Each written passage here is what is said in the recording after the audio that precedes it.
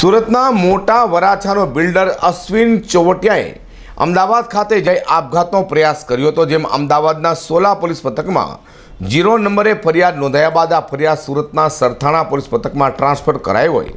હવે Surat police commissioner દ્વારા વ્યાજખોરો સામે કડક કાર્યવાહીને લઈ ક્રાઇમ બ્રાન્ચને તપાસ સોંપાઈ છે. સુરતના મોટા ગજાના બિલ્ડર એવા અશ્વિન ચોવટિયા કે જેઓ મોટા વરાછાના સહિતના વિસ્તારોમાં અનેક પ્રોજેક્ટો કરી ચૂક્યા છે, તેઓએ અમદાવાદ ખાતે લઈ લેણદારો જેમાં વેસુના ગુડ્ડુ પોદાર, જિગ્નેશ સખિયા, મોટા વરાછાના જયંતિ બાબરિયા, પરેશ વાડદોરિયા, રજની કાબરિયા અને ધીરુ હિરપરાજ સહિતનાઓએ 10 ફ્લેટ ખરીદી 3 ફ્લેટની રકમ ચૂકવી 7 ફ્લેટના રૂપિયા ન આપી 10 ફ્લેટના દસ્તાવેજ કરવા દબાણ કરી વ્યાજ સહિત રૂપિયા આપવાની વાત કરી માનસિક ત્રાસ અપાતો હોય, જેથી ઝેરે દવા આપી આપઘાતનો પ્રયાસ અમદાવાદ ખાતે તેને કર્યો હતો અને વિડીયો પણ બનાવ્યો હતો. જે મામલે અમદાવાદના સોલા પોલીસ મથકમાં 0 નંબરથી ફરિયાદ નોંધાયા બાદ સુરતના સરથાણા પોલીસ મથક વિસ્તારમાં બનાવ બન્યો હોય, તેથી સરથાણા પોલીસે ફરિયાદ નોંધી હતી. હવે આ ફરિયાદને સુરત ક્રાઇમ બ્રાન્ચ અને સુરત પોલીસ કમિશનર અજય કુમાર તોમરે સોંપી છે અને માથાભારે વ્યાજખોરો તથા એક્સટોર્શન મેળવનારો સામે લાલ આંખ પણ કરી છે. अभी थोड़ा समय पहला एक अहमदाबाद शहर 16 पुलिस स्टेशनની હદમાં એક ગુનો 0 નંબરથી દાખલ કરવામાં આવ્યો, જેમાં ફરિયાદી છે અશ્વિનભાઈ ચોવટિયા. એણે કમ્પ્લેન કરી છે કે પૈસાની લેતી દેતીની બાબતમાં કેટલાક લોકોએ એમના ઉપર ખૂબ દબાણ કર્યા છે, માનસિક ત્રાસ કરી પૈસા પડાવવા માટે એને હેરાન કરવામાં આવતા હતા, જેના લીધે એને કોઈ દવાઈ ખાઈને આપઘાત કરવાનો પ્રયાસ કર્યો. આ ફરિયાદી હજુ પણ અમદાવાદમાં છે, પરંતુ આ ફરિયાદનું સ્થળ સરથાણા પોલીસ સ્ટેશનની હદમાં હોય. ફરિયાદ સરથાણા પોલીસ સ્ટેશનમાં આવી.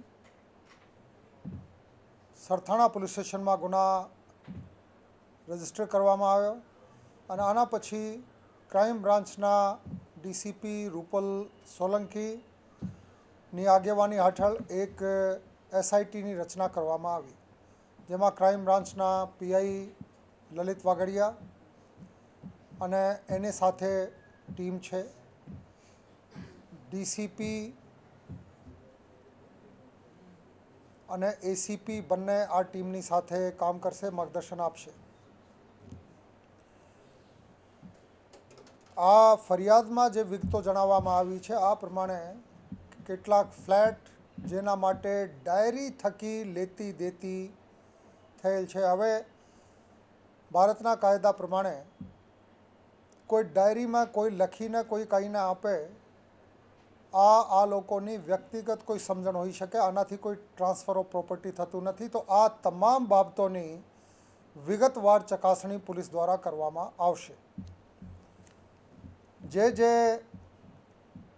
આરોપીઓના નામ આમાં બતાવવામાં આવ્યા છે, આમાંથી દરેકની શું ભૂમિકા છે અને કેવી રીતે ધાક ધમકી કે દબાણ કે માનસિક ત્રાસ આપવામાં આવ્યા છે, આ બાબતેની સંપૂર્ણ તપાસ આ એસઆઈટી દ્વારા કરવામાં આવશે.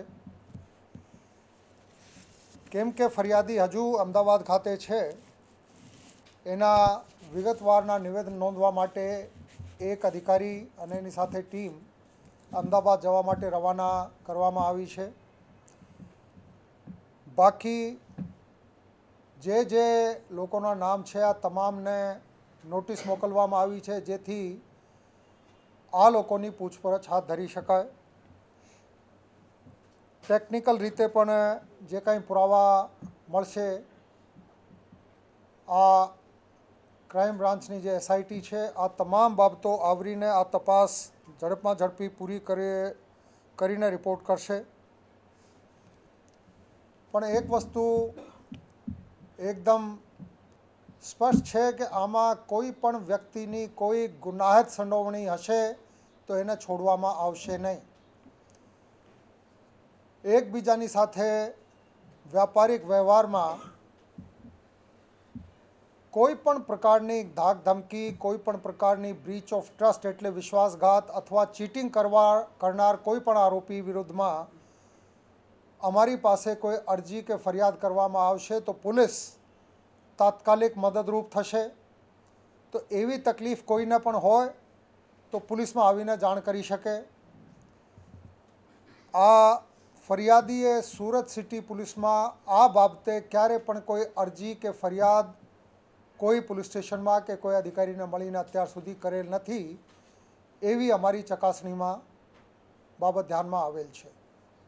સુરત પોલીસ કમિશનરે લોકોને પણ વ્યાજખોરીથી નહીં ડરવા અને તેઓ વિરુદ્ધ ફરિયાદ કરવા આગળ આવવા અપીલ કરી હતી. અઝર કુરેશી સાથે હર્ષદ સેઠા.